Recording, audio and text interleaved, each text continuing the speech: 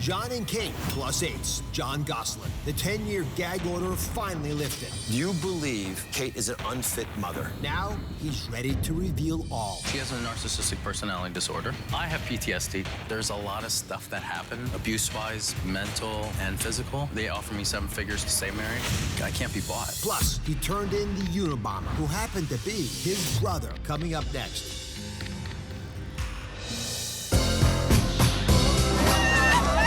Are you ready for season 11? In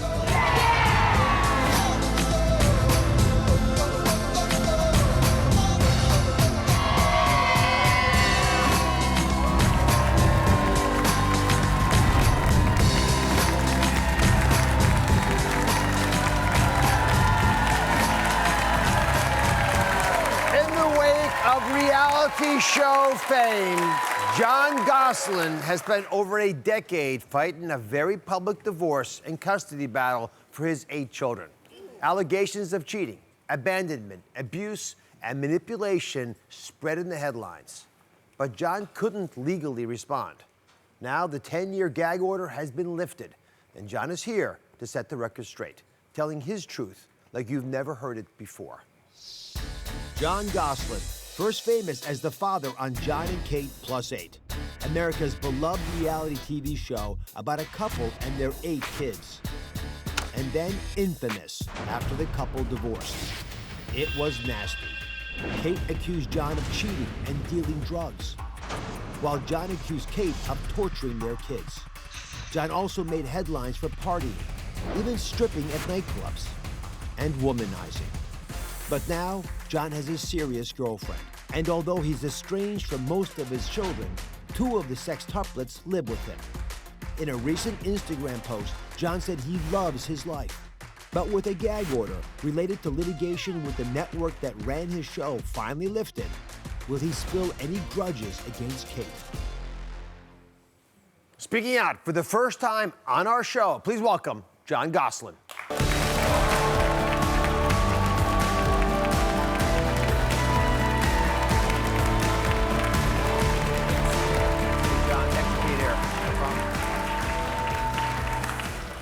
So the audience was very excited to visit with you today. Oh, lots of questions. So your name evokes that. And it was important for you to be here as well, to set the record straight. Why? I think, well, I had the gag order for 10 years. And, you know, that was put in place by, well, one, TLC, and then family court as well, to protect the kids. Seems reasonable. Yeah, it was reasonable. But then it just kind of dragged out as they got older. And then rumors were cropping up anyway. But it got to a point where I couldn't defend myself because Kate's show continued. And it just got super difficult. And I didn't have a platform. So I really didn't have a voice. What's your relationship like with your ex-wife, Kate, now? We don't have a relationship right now. So we don't talk, nothing. It's very nothing. The only time I see my ex-wife is in court, because we've exhausted all opportunities to co-parent. Like, it's just never gonna happen due to personality disorders and everything else. We just have different aspects on how we want to parent. And moving forward, you know, my twins are 19 years old now, and my sextuplets are almost 16. So we're moving down the path of, you know, 2 more years, we're gonna have all adults. So a lot of folks who've watched your story carefully, and that's a good part of the U.S. population, see you as the villain. That's how it's come across. I was portrayed as the villain because Kate asked for the divorce, and they needed a reason, TLC or the network needed a reason to explain to the public what was going on. So she asked for the divorce in 2009. I left the show. There was 9 months hiatus, and then we were already divorced, and then the paparazzi started taking pictures of me dating other women and all this stuff. But on TV, it was shown as me being married. So the public was being fooled because on television, I'm married, but in reality, I'm already divorced. Take me back to the beginning. Whose idea was the show in the first place? Was that you or Kate? Kate's decision. Kate came to you and said, honey, I've got an idea, or someone called us? How did it start? She called me at work and said they want to film a 1-hour documentary. on Discovery Health. And then the reality show came into effect. She called me and Mark and they want to film a reality show. So I said, well, if it's going to pay the bills, let's just see how it goes, and then we'll go from there. And we're still on Discovery Health. We're not on TLC yet. So our first season was 8 episodes. Our second season was 12. Our third season was 40 episodes. Ooh. And then our fourth season was 52 episodes. Let me give people some numbers on this. I looked it up. The height of its reality show, Jon and Kate Plus 8, was attracting 10 million viewers per week. For comparison, most big primetime network sitcoms today are not pulling in those numbers. I'm interested in some of the conflicts that happened because of the show. I understand its success, but were there blurred lines? Was it sometimes hard to tell where the family ended and the show began? Oh, absolutely. I mean, I remember one time, February 2008, we filmed every single day except for 2. There got to points where I was pushing camera crew out of our house. And then the network would come down and say, you have to film. And I would say, no, I don't. So I was always the heavy, and then Kate would be like, you're gonna get us fired. And I'm like, I don't care if we get fired. Like, this is ridiculous. This is not my job. This is not my career. This is my life. Like, I don't need cameras in my house all the time. And, you know, it was getting very commercialized, where we said, oh, for instance, I want to use Pampers, but we want you to use Huggies because of advertising, and all those kind of things. And I'm like, well, I want to use what's best for my kid, not what's best for the network. So little things started to play an effect and commercialize and branding and marketing and all these things, which also started driving wedges in our marriage, because she was like, no, we have to do what they say. And I'm like, no, I'm doing what's best for our kid. You start to live 2 different lives then. Do you think your marriage would have remained intact if it wasn't for the cameras? You know, a lot of people ask me that, and it's hard to live in a hypothetical, but I think eventually, because of personality, it would have fizzled out anyway. Because first of all, I got married at 22 years old, and you just don't know, you know? And you mentioned earlier, repeated it now, that there was a personality issue. What is the personality issue? Whose is it? Is it you? Is it Kate? What's the problem? Well, I think it's both of us, but I think she has a narcissistic personality disorder. Narcissistic. Yep. I think she tends to think more on her level, selfishly instead of for others. I think I tend to think sometimes more for others than for myself. So I tend to not worry what's going on with me when I should sometimes. But I also think that I tend to look more towards my kids and what's the best for them once I had them. But I also feel I'm passive aggressive, which I got from my father. So I only learned all this stuff. I went through tons of therapy. I still go to a therapist. So let's go back to Kate for a second. So even before the cameras were coming in, did you perceive an issue? She's narcissistic, you're saying. You're passive aggressive. Those things don't tend to go together well. Were you already having issues? I didn't really notice those personality disorders till after filming. Fame and money, and I think fame's worse than money. How did the fame make it worse? Fame's different only because fame, things are given to you. You're held to a higher standard. You're put on a pedestal. The attention, and it's like almost like a drug, you know, like an addiction. And you know, once you have that and that lifestyle, you can see certain tendencies in people. It feeds and feeds and feeds. So you're struggling along. The show is airing, doing incredibly well in the ratings. Oh, huge. And you want to pull back from filming, and you start having marriage issues to the point that you want a divorce. How did the network respond to that? Well, Kate wanted a divorce, so she came to me. Oh, it came all from her? Yes. Yep. She wanted a divorce. She asked me, she didn't want to be married anymore. Why? Because I didn't want to film anymore.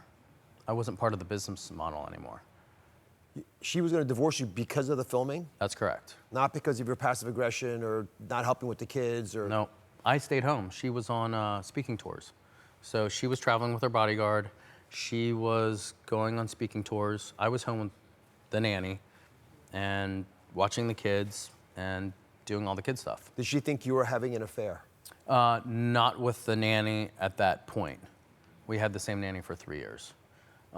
She thought I was having an affair after, during separation in 2009. Which I wasn't, no. You were not having an affair? No. Until you got divorced, did you have an affair with anyone? No. Nope. She approaches you. She wants a separation. What did you say? I was like, it was out of the blue too, because I was sitting at the dining room table, and I was just like, what are you talking about? She's like, I'm done. I don't want this anymore. You know, you don't want to film. You don't want to go along with my plan and filming and the kids and this and the house. And I'm like, nope, I don't. And you know what's funny? The network thought I was nuts. They actually hired me a therapist and a psychiatrist, and they psychovalved me. Why did they think you were nuts? Because I would give up millions of dollars not to film and just go live a normal life. I said enough was enough. And then I didn't understand why they kept on doing this. And then I found out we made them $186 million a quarter. When you're making, $186 million a quarter for a company, you can't just go quit. So the CEO's got to explain to their shareholders, the president, why the shares dropped. Because I took the show off the air. I literally hung a sign on my gate saying, if any crew members show up, I'll have you arrested for trespassing. They sued me for breach of contract. I pretty much bankrupted myself, but I did it for moral reasons, obviously. I've spent $1.7 million in lawyers' fees from when TLC sued me and my divorce. Kate, on the other hand, TLC paid for her attorneys in the lawsuit and for her divorce. So I financed it by myself, and she was financed by the network. And I didn't understand at first why, but now I understand why. All she wanted was legal custody to film my kids, to sustain her lifestyle and their lifestyle. See, it gets all warped. That's fame, though. See, it just twists things around, thinking that you have to sustain the whole thing. All right, so we reached out to TLC for a statement, and they did not get back to us in time for taping. When we come back, Jon directly addresses the allegations of abuse between Kate and their son, Colin, who she says has special needs, including a look at the so-called escape letter that his son wrote. He was a child predator who moved into my neighborhood. Any kind of abuse that you can think of, he did to me. I figured I would escape with my life or with my death. Plus, Sopranos star Lorraine Bracco talks true crime. These stories are really shocking. A realtor It was night, she was alone. lured to her death. What goes on next is pretty horrific. All new Oz. That's coming up tomorrow. We're back with Jon Gosselin, who rose to fame on the reality show featuring his family, Jon and Kate Plus 8. So you made some very serious allegations about Kate, specifically regarding your son, Colin. This is important. I want to talk about Colin because it's sort of an example of the conflict you two of you have had. Do you believe that Kate is an unfit mother? Well, I believe that her belief system is skewed. That's what I believe. I believe her intentions in the beginning were good intentions, bringing kids into the world, that she fought to have these kids. But I think once fame and money got involved, it twisted her belief system. On my end, I've been fighting to get my kids off TV forever. Now, my son's been to therapists. He's been in institutions. This is Colin. This is Colin. He's diagnosed with, he has 5 different diagnoses. He's on medications. He goes to therapists. He goes to traumatologists. He goes to all these doctors and psychiatrists and all these things, all because of his mother, diagnosed, and television, diagnosed, proven by professional people with over 20 years experience,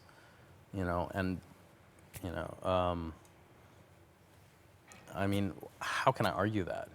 What's the diagnosis they've given him that's forcing him to be in institutions against his will? Well, He's age 12, right? right. 12 So when you got him. Kate, institutionalized him without a diagnosis and then created a diagnosis. I pulled him out of the institution. He was wrongfully institutionalized. He did not need to be in an institution. Just because he was a difficult child did not mean he needed to be sent away. Against my will, against my right. I did not know where he went. And it took me 2.5 years to find him. And then it took me an extra year to get him out. John, how's it possible you did not know where your son is? You have custody over these children. I had physical custody and not legal at the time. And the only way I found out that I knew where Colin was is Colin wrote a letter and his roommate smuggled it out. His roommate called my manager. My manager vetted the roommate, because you never know, it could be anyone. Right. And that's how I found out that where Colin was. Can I show everyone the letter? Yeah. I'll put it up for everyone to see. I'm just going to read a couple parts of it. This is his handwritten in crayon. This is a picture of the escape letter, so-called. It says, I'm not trying to trick you, but I still love you. I told Mom I want to live with you, but she said no. And then later on, 2 sentences down, she says, she was abusive to me after I left your house. I'm sorry. I'm counting on you to get me out of here. It's painful to read that from a 12-year-old. Yep. How'd you feel when you saw that crayon-written letter of desperation? It was heartbreaking. And I was actually in the airport in Mexico when it was sent to me. And I felt like, we got to figure this out. So once I got joint legal, I presented the letter to the judge. Obviously, he was like, this is crazy. We asked Kate, where is he? She wouldn't tell him. I said, I don't need to know. I have the letter now. And I called the special needs facility. They said, Mr. Gosselin, we'll do anything you want. You can be fully involved. I got my car. I drove to him. The first time I saw him in 3 years. What was that like seeing your son? Oh, man, I cried. And he was different because he was on, like, Thorazine and, like, all these medicines, like, all doped up. His pictures now, he weighed 75 pounds more than what you see now because he was tranquilized most of the time. And how's he doing now? He's a straight A student. He's in JROTC. He has, it's crazy. How's that possible? They went from being institutionalized on Thorazine, and again, I'm saying this according to you because I can't validate this, to living home normal with you. Love. Now, we created a family environment for him. I visit him in Pittsburgh twice a month for a year. Now, my girlfriend is a nurse practitioner in mental health. She's a psych NP. So I learned all that. I work in a clinical healthcare system. I'm the IT director of a clinical.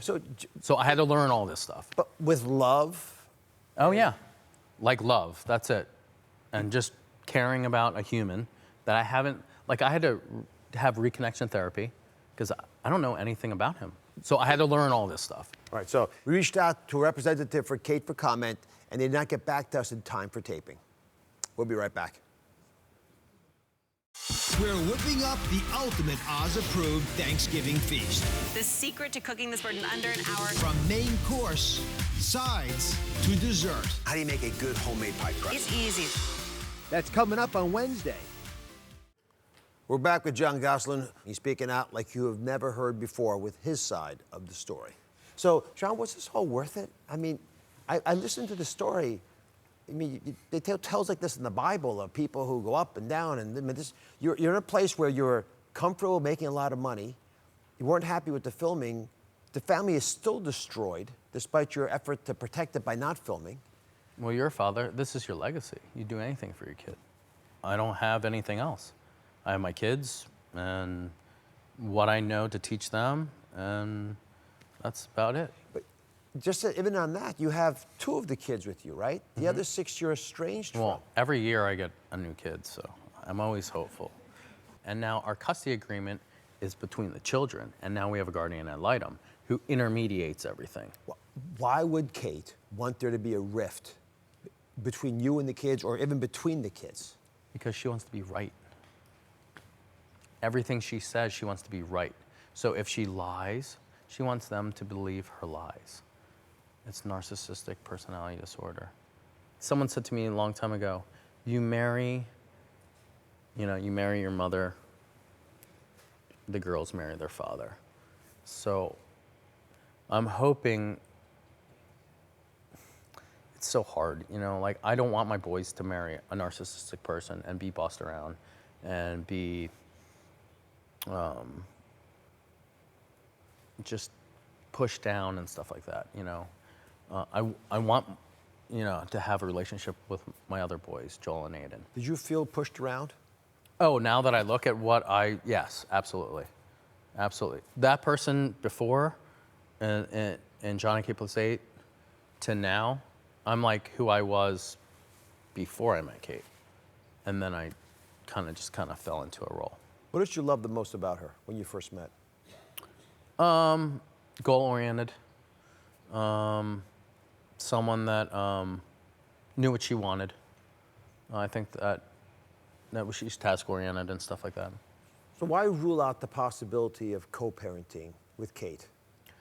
Because my kids will be adults in 2 years. And I think once that mindset's set, now you're gonna move into a more therapeutic role.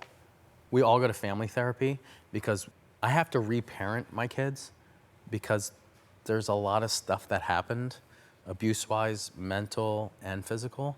So even though they're 15, they might be like 12 mentally. What was the abuse in your mind that hurt them the most? Oh, the mental abuse, the parent alienation, just the put-downs. Isolation is a huge one. So I make them join clubs and go to dances and football games and all this stuff. So you brought up the fact that we're both fathers. Yes. So let me give you some fathering advice, but also with some doctor's wisdom. When the cameras stop rolling, and they always do, and they already have for you, you're left with one big question. At the end of the day, was I a good father? Did I do my job? And kids will not and cannot thrive if they don't feel safe. So your ultimate goal has to be to protect them. I know you're arguing that you've done everything for them for that purpose, but the way you deal with Kate and the alienation issues and the way you're dividing the kids up are all part of that safety net. And I don't see it as an intact one right now. And you're gonna have to find a path to go to that battleground. You can't fix the legal system. What you can fix is how you and Kate deal with each other as adults. We'll be right back.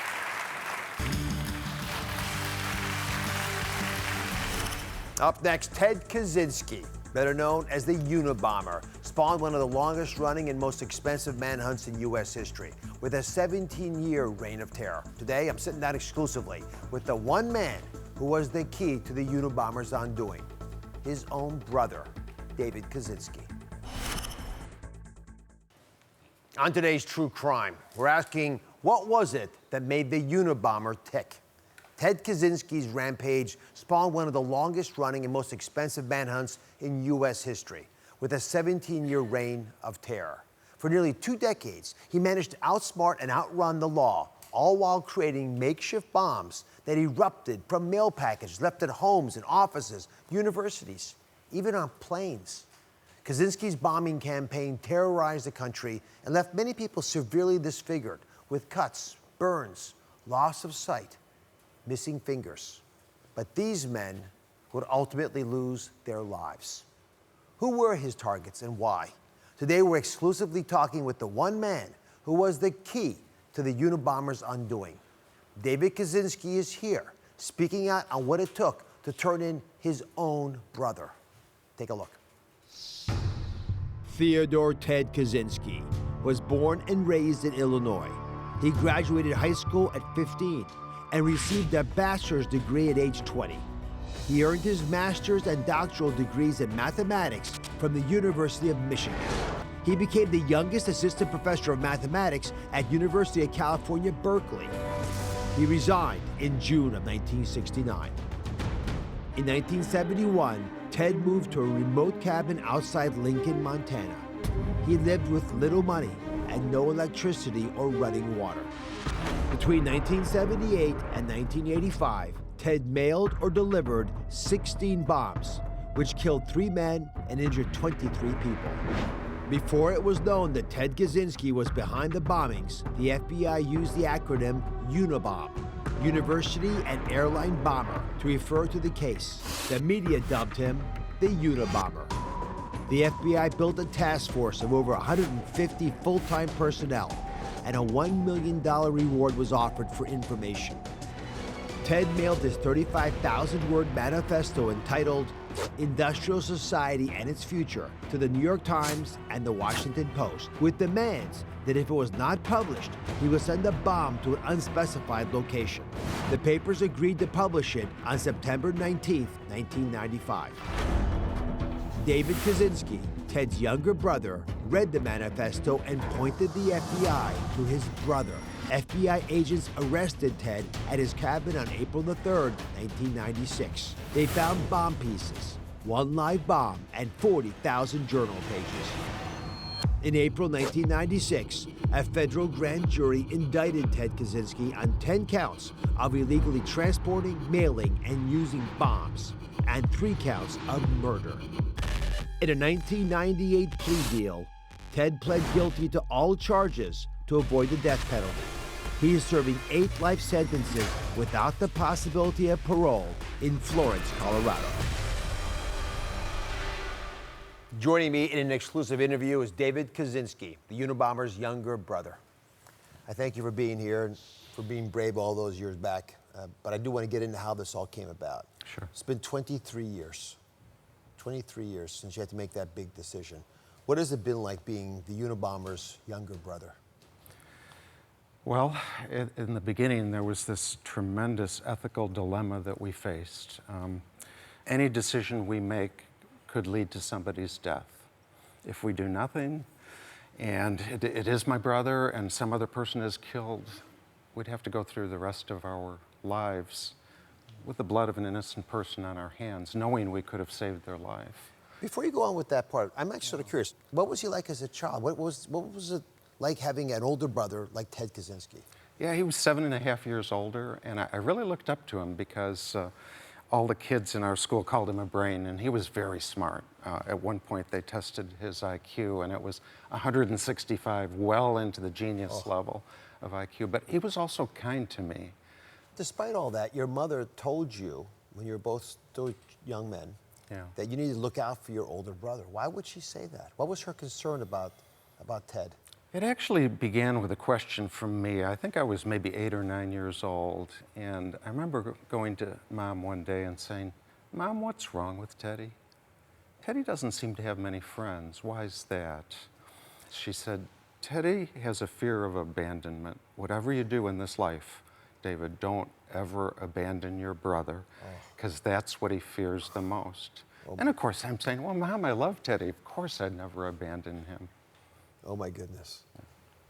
So at some point, Teddy becomes estranged from the family. Yet he chose this path, effectively becoming an evil genius. Ted meticulously built his homemade bombs to be untraceable. Up next, David's brother Ted embarks on a murderous rampage for 2 long decades and becomes known as the Unabomber. What did it take for David to turn on his own flesh and blood? Those shocking details and more. Stay with us.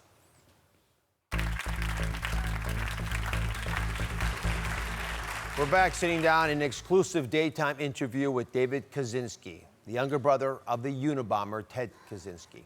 David was instrumental in ending the nearly 2-decade manhunt against his brother's bombing campaign. So, you read the newspaper, New York Times, Washington Post, that had been forced to publish this manifesto from the Unabomber. At what point did you realize, oh my goodness, that's my older brother, Ted? At first, I was very dismissive. I didn't think it was possible. Ted had never been violent. And I think more than anything, it was just a sense of the voice is the same, but I still didn't know, am I projecting this fear or am I in denial? There was one phrase that sort of jumped out at me. I remembered it from one of Ted's letters where he talked about modern philosophers as not quite qualifying as what he termed cool-headed logicians. And that phrase seemed unusual. It is unusual. And I thought, well, gee, if it's in one of his letters and it's in this manifesto, maybe it could be my brother. So your mother had charged you with not abandoning your brother. Sure. And you have to go tell her that you're worried he's the Unabomber and that you've turned him in. Right. How did that conversation go? Oh, I was terrified. Actually, you know, I tried to sort of ease into it, but Mom was very bright, and I had to say, Mom, I think Ted might possibly be involved in these bombings. She walked up to me without saying a word. She put her arms up around my neck. She pulled me down. She put a kiss on my cheek. And she said, David, I can't imagine what you've been struggling with. Oh, my goodness. And then she said what I really, really needed to hear from her. She said, David, I know that you love Ted. I know that you wouldn't have done this unless you truly felt that you had to. Very wise woman. Yeah. Ted Kaczynski's bombings were acts of domestic terrorism. He actually targeted academics, business executives in technology, marketing, advertising. In his private journals, he said his motive was simply personal revenge. To this day, your brother has not shown remorse for his actions that I'm aware of. Does he know that you were the one who turned him in? Yes, apparently he found out about that very quickly. Yeah. And how did he react to learning that his brother was the reason he was finally caught? He has refused to communicate with me since that time. So Ted Kaczynski is now 77 years old. He'll spend the rest of his lives in jail. Many people think he should have received the death penalty. Listening in is Bill Pelkey. Bill, please join us. He's the founder of Journey of Hope. He and David formed a friendship around a common goal. And the common goal is interesting. It's to help people heal after violent traumas. And many times folks search for revenge. It's very understandable, right? But it blinds us. You oppose the idea that that's the best path. In fact, you argue forgiveness is the wisest way to get through life. What does justice mean to you? Justice means to me love and compassion for all humanity. And when I heard Bill articulate those very words, Bill's grandmother was murdered, so he knows what it's like to be on the victim's side. And I just felt, oh my gosh, he's got the answer. Please share your story. I understand that the perpetrator could have had the death penalty. Well, there were 4 young girls involved in my grandmother's murder, 9th grade students. A 15-year-old girl named Paula Cooper was sentenced to die in the electric chair by the state of Indiana. And I originally supported that decision, but I became convinced a short time later that's not what my grandmother would have wanted. And I learned that the answer was love and compassion for all humanity. And that young woman did not go to the electric chair. No, she was sentenced to death, but she actually got out after about 28 years. And you're okay with that? I was fine that she got out. However, she had 2 years parole when she got out, and 2.5 weeks before the parole was up, she committed suicide. I'm very sorry. Wow. But it's remarkable that you found that space in your heart, because for many there's a struggle. Have you stayed in touch with any of the victims of your brother's bombings? Yeah, actually, one of the victims, a man named Gary Wright, befriended me. And we became very close friends. And in fact, at my brother's sentencing, in his victim impact statement, Gary looked at my brother straight in the face and said, Ted, I forgive you, because if I didn't, I would just be kindling to your cause. And we remain very close friends to this day. Good for him, good for you, and congratulations on the Journey of Hope. If you want to learn more about this organization, please visit their site. Now, we've been talking about the power of one all season long. I think David showed his power by making one of the hardest choices anyone could make, turning on a family member of your own family. And for that reason, I think you're a true American hero. And your mother was right. It must have been incredibly difficult, which makes what you did that much braver. So God bless you. We'll be right back.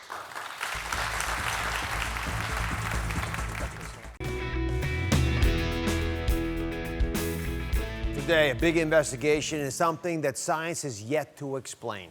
Can children have psychic abilities? One mother says her 9-year-old talks about ghosts that will not leave her alone. We're asking the question, can kids see and communicate with spirits? Or is it extreme empathy or maybe mere coincidence? What is really going on? Take a look at what Kendall has been going through for the past 2 years. Hi, my name's Denise, and my daughter Kendall is 9 years old and has the gift of psychic abilities.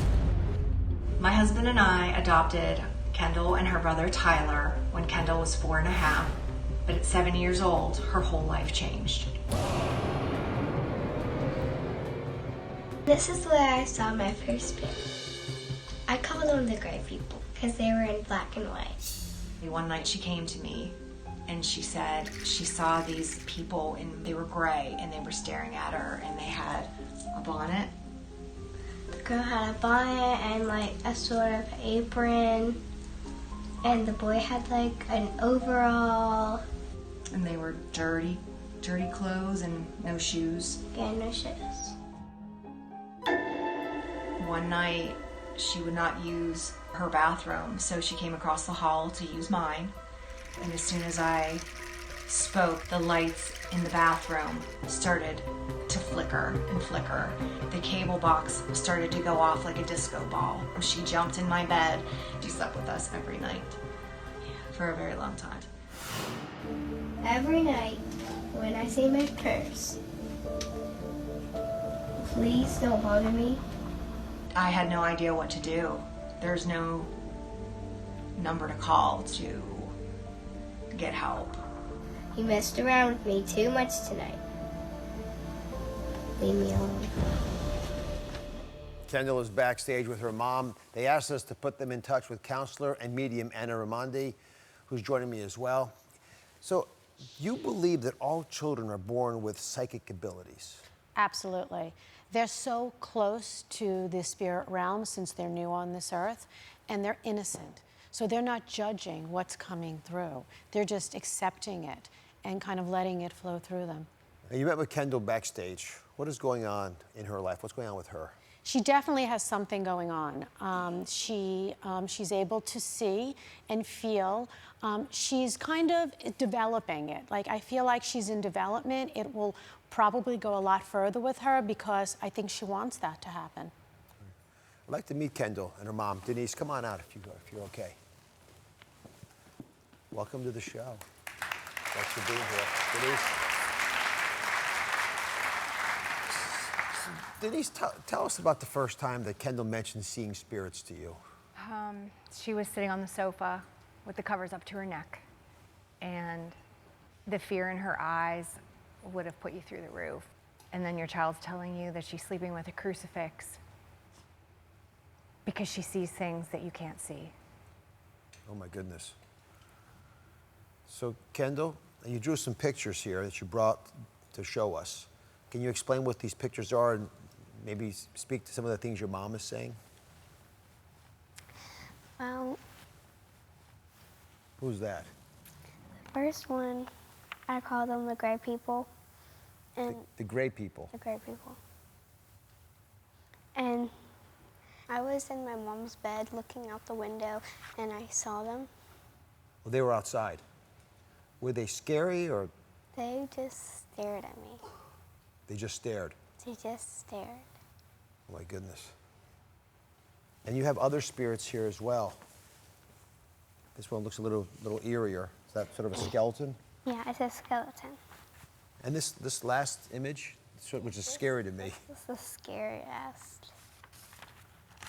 So Kendall, I'm told that you're able to look at objects and try to, if you can, I just pick these randomly, identify their history or a little bit about who used to have them. And you can pick anyone you wish and see if any energy comes to you. And I don't know whose these are, but.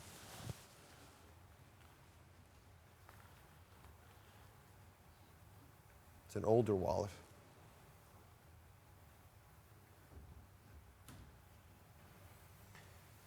Any thoughts on this wallet? I started getting back pains, and I started, my stomach started to, hurt really bad. Was it crampy pain, your stomach? Right. So stomach pain and back pain. Whose wallet is this? Oh, okay. Well, take the mic if you can. Sorry. Okay. Is your son's? Yes. How is your son now? He passed away 4 months ago. Oh, I'm sorry. There's such pain in holding this wallet, okay? Such pain. You know he's okay. you know? He's actually happy that you held on to this because his wallet is full of his energy. And he's sorry. His last words were, "Mom." But I felt that he couldn't finish the sentence. That was it. The next day he passed away. He just wanted to say he loved you and he was thankful. What did you lose your son from? Liver cancer. Did you feel something in 44 her years stomach? old. Yeah. And sometimes Liver- back pain from that. Liver cancer can do both. I'm very sorry for you. I hope what Anna said is helpful to you. Thank you. Yes, thank you. Well, thank you very much for sharing your stories with us. We'll be right back.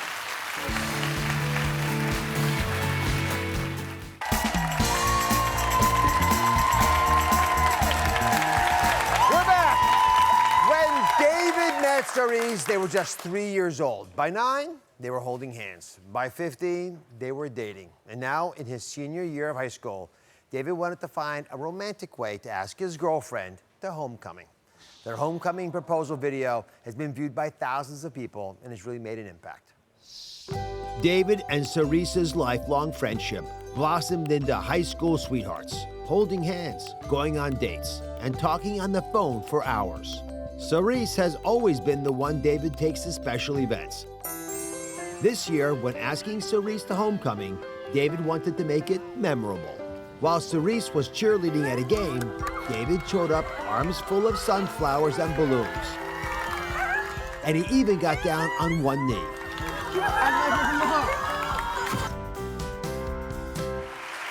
Joining us via Zoom is the adorable couple, David and Cerise, along with their mothers, Wanda and Marilyn. David and Cerise, did you have a chance to dance a lot at the homecoming? Yes, I did. Let me ask the mom's question. As parents, what's been the best part of seeing their relationship prosper and grow? When you get a Down syndrome diagnosis, you always worry about what their future will be like. And it's pretty amazing to see them have an amazing life. They have a special connection and they really support each other in their activities. Well, I'm very proud of the wonderful parenting job both of you have done. David, on your sign you wrote, "Will you be my sunshine?" But thousands of people saw that, and you were their sunshine. That is the power of one. Bless you all. It takes a village to raise remarkable human beings, and that's exactly what these two families have done. And remember, everybody, the power of one, it lies in you. Just one person with one voice speaking the truth. Goodbye.